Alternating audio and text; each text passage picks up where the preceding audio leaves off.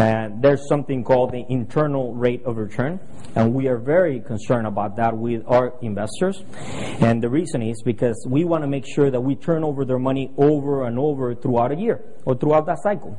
And one of the ways we're able to do that is by making sure that all of these things are taking place to make sure that we're not going to waste time. That's one thing. We're not going to waste time. Number two, we're not going to lose money, or we're not going to have to spend additional money that we could have saved by having these insurances in place.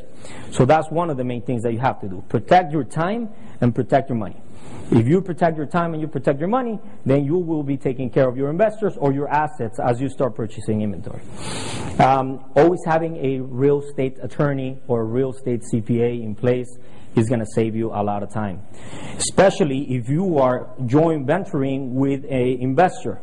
If you're the investor, you still want to have your attorney to verify all your contracts, to verify all of your paperwork, to make sure that you're protected, but somebody's going to have to draft those documents for you. So having a real estate attorney in place is going to cost you some money, but at the end is going to protect you, because those contracts are only in place for one thing and one thing only: when things go bad, right? You do not look at those contracts if everything's great. If everybody's making money, nobody looks at those contracts. But when things go bad, that's the number one thing that you go back and look at and make sure that you are protected. So you want to spend the additional money to have those contracts in place, to have your attorney review them, and because although it's going to look ugly and we're going to shake hands, we're going to do business, right?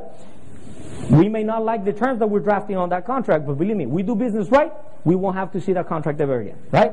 But we have a problem, we will go pull that document out of the drawer and start coming back to see who is protected and who is not. So make sure you have that in place. One of the key things that we do when we do volume, because we, like Rick said, we do a lot of volume in residential real estate. Yes, recently in the past months, we probably closed from 14 to 17 properties. We have, in fact, closed up to 25 to 30 properties a month. That's a lot of volume. When you're talking about, I'm going to keep crossing through here. When you're talking about buying property at a discount, rehabbing it, making sure that the loan is in place, following through with the loan officer, following through with the agent, removing contingencies, all of that is a lot of work. Just doing one transaction like that per month is a lot of work, believe me. And having the right infrastructure in place to make sure that the construction crew goes out there, they inspect the property. I mean, you could drop the ball, really. And we have dropped the ball, and we've learned from our mistakes, because let's say we do not go out there and spend the additional money to do an inspection on the house, and then we get surprises. So you want to have a right infrastructure in place that includes a tracking system, and it's a tracking system to make sure that at the time when you're networking and you're sourcing for properties, you're able to review them, keep them in check, see which ones you verified, which ones you priced, go back and keep that realtor informed, because